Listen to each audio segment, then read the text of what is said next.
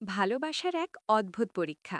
একদিকে যখন নিজের ভালোবাসার মানুষকে মনের কথা জানানোর জন্য সাজানো হচ্ছে এক বিশাল সারপ্রাইজ, ঠিক তখনই পরিবারের এক সিদ্ধান্তে তছনছ হতে চলেছে তিতলির পুরো পৃথিবী। ৭ দিনের মধ্যে জনের বিয়ে ঠিক হচ্ছে রাহির সাথে। আর এদিকে তিতলির কাছে এলো এক রহস্যময় পার্সেল। লাল ড্রেস আর চিঠির পেছনের আসল সত্যিটা কি? আর কেনই বা সারপ্রাইজ ডেটে গিয়ে তিতলি বলে দিল, তুমি যাকে ভেবে এসব করেছ সে আমি নই?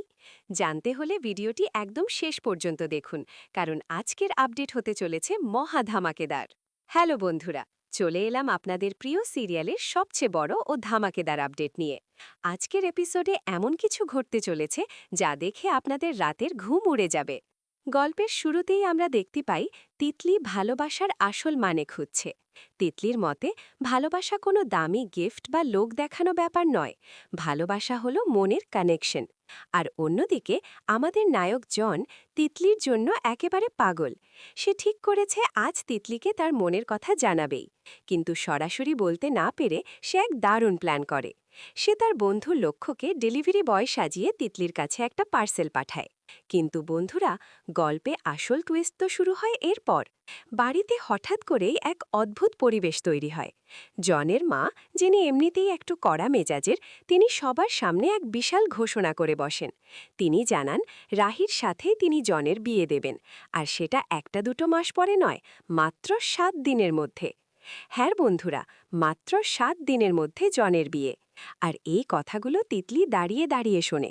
ভাবুন তো, যে মেয়েটার মনে জনের জন্য একটা সফট কর্নার তৈরি হচ্ছিল, তার মনের অবস্থা তখন কেমন হয়েছিল?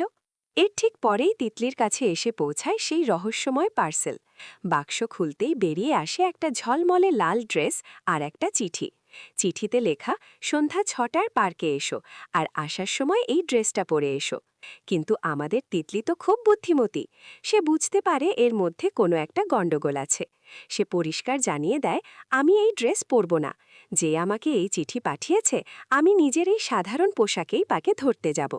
আর বন্ধুরা, আগামী পর্বের প্রোমো দেখে তো আমার নিজেরই গায়ে কাটা দিয়ে উঠেছে। সন্ধ্যাবেলা পুরো পার্ক রোম্যান্টিক করে সাজানো হয়েছে।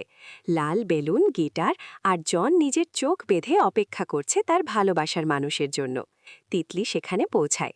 কিন্তু তিতলিকে দেখে জন যখন নিজের চোখের বাঁধন খোলে, তখন তিতলির মুখে কোনো হাসি ছিল না।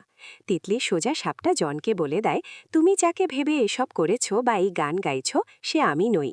ব্যাস, এখানেই জমে উঠেছে আসল খেলা।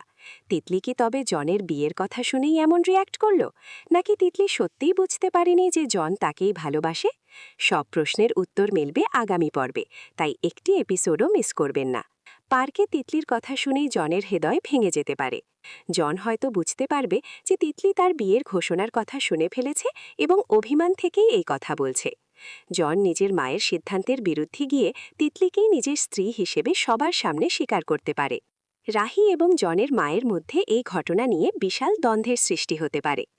লাল ড্রেস না পরে গিয়ে তিতলি কি ঠিক কাজ করেছে নাকি ভুল, কমেন্ট করে অবশ্যই জানান। বন্ধুরা, তিতলি আর জনের এই ভালোবাসার লড়াইয়ে আপনারা কার পক্ষে? কমেন্ট বক্সে আপনাদের মতামত জানাতে একদম ভুলবেন না। সিরিয়ালের এরকমই সব রুদ্ধশ্বাস এবং সবার আগের আপডেট পেতে আমাদের চ্যানেলটি এখনই সাবস্ক্রাইব করুন। ভিডিওটি ভালো লাগলে একটা লাইক করে দিন, আর আপনার সিরিয়াল প্রেমী বন্ধুদের সাথে চটপট শেয়ার করে দিন। দেখা হচ্ছে পরের ভিডিওতে। ততক্ষণের জন্য ভালো থাকবেন, সুস্থ থাকবেন।